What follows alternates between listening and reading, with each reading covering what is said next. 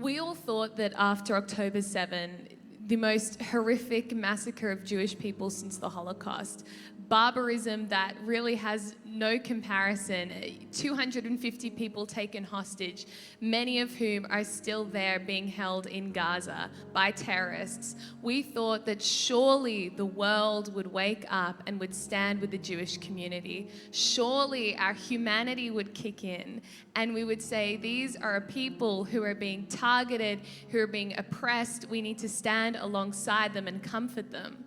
But since October 7th, around the world, in Australia and here in America, all over, we've just seen the hatred of Jewish people grow.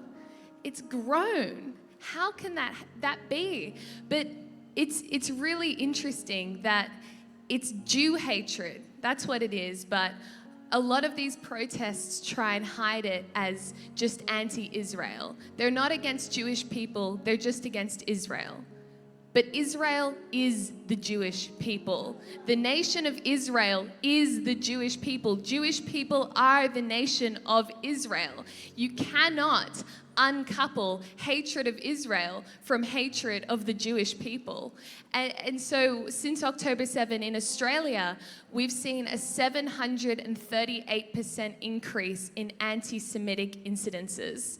Just last week in France, a 12-year-old girl was raped by 3 young boys because she was Jewish. They raped her while burning an Israeli flag. It almost brings me to tears. I don't understand how in a civilized, Western, educated world, we can see such hatred of God's people.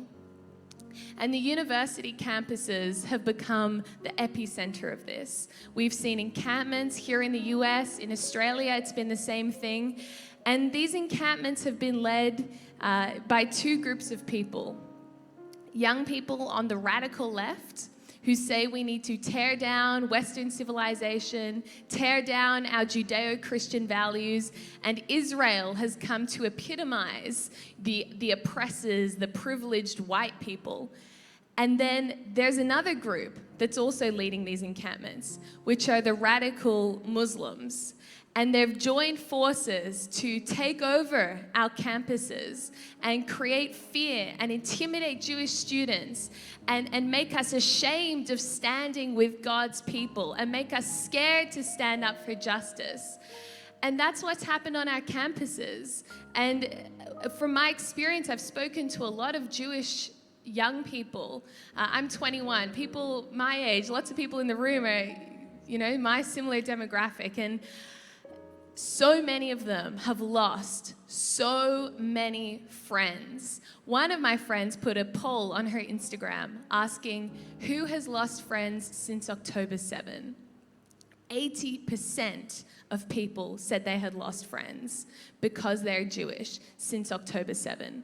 Jewish people are looking around them after going through one of the most traumatic events that brings back memories of the Holocaust, which, it's 1 or 2 generations away. There are still Holocaust survivors with us today. They're looking around now and going, where are our friends? Where are they? We've been abandoned. Everyone has turned their backs on us. Everyone. Friends from university, childhood friends, colleagues at work, our governments, everyone's turned their backs on us. And so we thought, as Christians and as Jews, we cannot let the church turn their back on God's people. We cannot. Yeah. And the greatest commandment we have is to love God and love one another. And what does love actually look like? Well, we have to pray. We have to pray. We have to reach out. But ultimately, love has to be founded in action.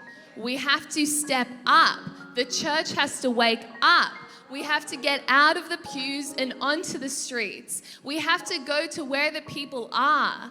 They're not here in the church with us, unfortunately. So we have to go to them and we have to show love to them. So that's what we decided to do with Never Again Is Now. How can we, in the Jewish community's time of greatest need, greatest heartache, how can we comfort Israel, God's people?